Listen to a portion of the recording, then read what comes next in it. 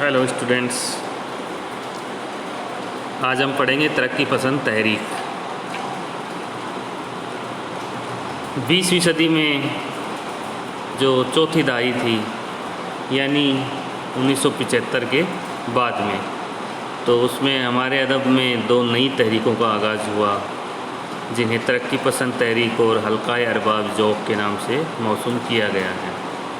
अब तरक्की पसंद तहरीक के मायने क्या हैं, क्या इसका मकसद है, इसका वजूद क्यों अमल में आया, इसको जानना बहुत ज़रूरी है।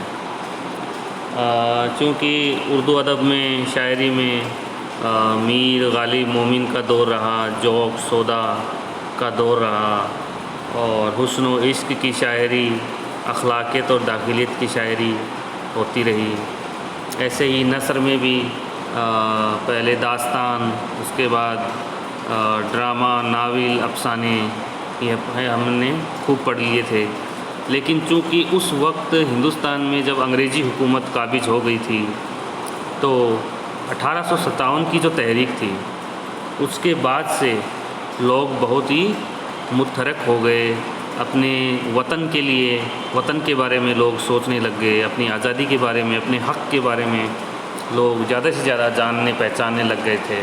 तो एक वक्त जब ऐसा आया कि जब ऐसी शायरी की ज़रूरत पड़ी कि जब मुल्क को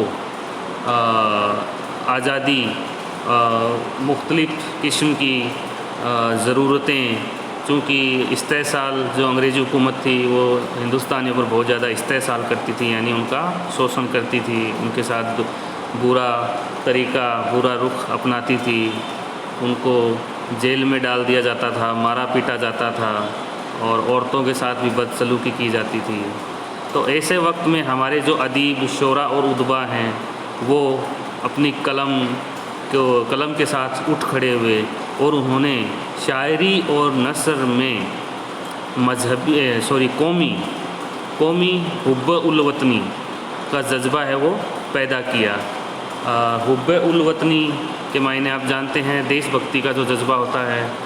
तो शायरों ने, अदीबों ने जब लिखना शुरू किया, तो उस वक्त का जो दौर है उसको तरक्की पसंद तहरीक का नाम दिया गया। तहरीक हिंदुस्तान के मखसूस सियासी समाजी हालात के पस मंज़र में वजूद में आई। ये वो ज़माना था जब हिंदुस्तान की आज़ादी एक फ़ैसला कुन मोड़ पर पहुंच चुकी थी। सारी दुनिया में कार्ल मार्क्स के नज़रियात की बड़ी धूम मची हुई थी। उन्होंने सरमाया और मेहनत के मसाइल पर गौर किया।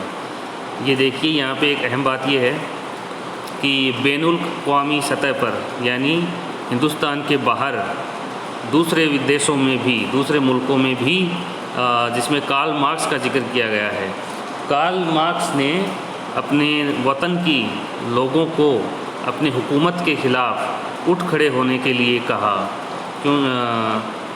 जो किसान थे, मज़दूर थे, मज़लूम तबका जो था वो दबा कुचला था और हुकूमत उन पर ज़्यादतियाँ करती थी। तो कार्ल मार्क्स ने वो तहरीक चलाई जिससे वहाँ की जनता है वो अपनी हुकूमत के ख़िलाफ़ उठ खड़ी हुई थी। तो उसी का मुतासिर ये रहा कि हिंदुस्तान में भी उसका असरात पड़े। तो हमारे यहाँ भी अदीब और शायर है वो का रुझान उसकी तरफ हो गया। उन्होंने सरमायादार को जुल्म और मज़दूर को मज़लूम करार दिया। सरमायादार यानी जो हाकिम होता है, जो मालिक होता है, उसको जालिम कहा, और जो मज़दूर है उसको मज़लूम कहा। उनका ये नारा है कि दुनिया के मज़दूरों एक हो जाओ, पाने के लिए सारी दुनिया है और खोने के लिए सिर्फ़ जंजीरें हैं। ये नारा दुनिया के तमाम दबे कुचले और मज़लूम लोगों का सहारा बन चुका था। ऐसे ही 1917 में रूसी इनकलाब ने इस जद्दोजहद को और नई रूह दी। रूस में भी जो इनकलाबी जंग हुई थी, इनकलाबी वाक़यात हुए थे, उसके असरात भी यहाँ पे देखने को मिले। ऐसे ही में लेनिन की सरपरस्ती में 1917 में इनकलाब हुआ था। ये एहसास आम हुआ कि शायर व अदब जो अपने सीने में दरमंदिल रखता है, उन सब बातों से बेखबर नहीं रह सकता।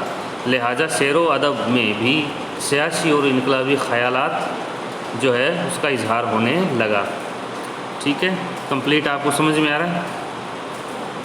तो ऐसे माहौल में, इसी माहौल में 1932 में नौजवान अफसाना निगारों की कहानियों का मजमुआ अंगारे के नाम से शाया हुआ। बहुत ही अहम बात है कि इनकलाबी शायरों में इकबाल, जोश, चकबस्त, प्रेमचंद, सुदर्शन, नियाज़ फ़तेहपुरी जैसे शायरों और अदीबों का नाम तस्वुर किया जाता है। तो ऐसे माहौल में सन 1932 का मैं जिक्र कर रहा हूँ।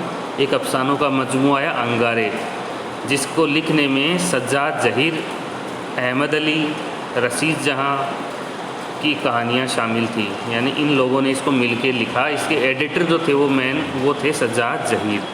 अंगारे, इन कहानियों में इनकलाबी रुबाई ख़यालात एक तूफ़ान की तरह है फूट पड़ रहे हैं, जिसमें एतराज़ किया गया है और हुकूमत ने ये किताब जब्त कर ली थी। हुकूमत के बारे में, हुकूमत के लिए बारे में लोगों को उसके ख़िलाफ़, उस हुकूमत के ख़िलाफ़ लिखा, तो हुकूमत को बुरा लगा और उन्होंने उस किताब को जब्त कर लिया, सील कर दिया उसको।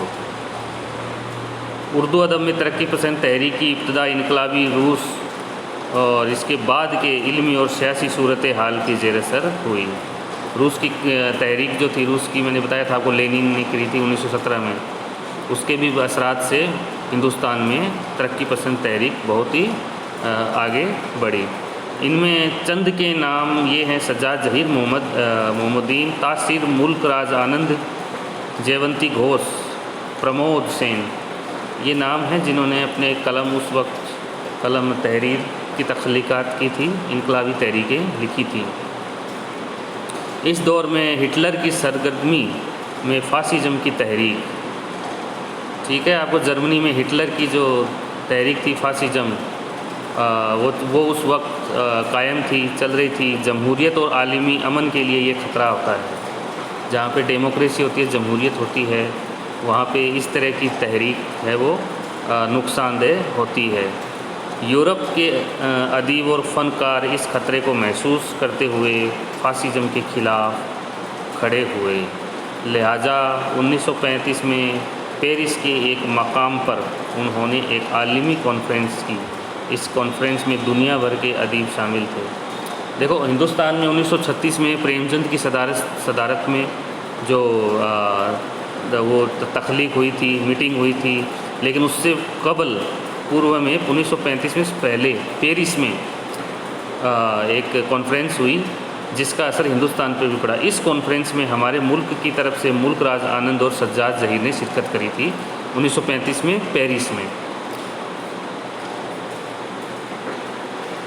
तो 1936 में हिंदुस्तान में मुंशी प्रेमचंद की सदारत में एक कॉन्फ्रेंस हुई, जिसमें ये प्रेमचंद ने ये कहा कि अब हमें नज़रिया बदलना होगा और अब हमें ऐशो अशरत, हुस्न और इश्क के दायरे से बाहर निकल कर हकीकी ज़िंदगी में कदम रखना होगा, हकीकी ज़िंदगी के बारे में लिखना होगा।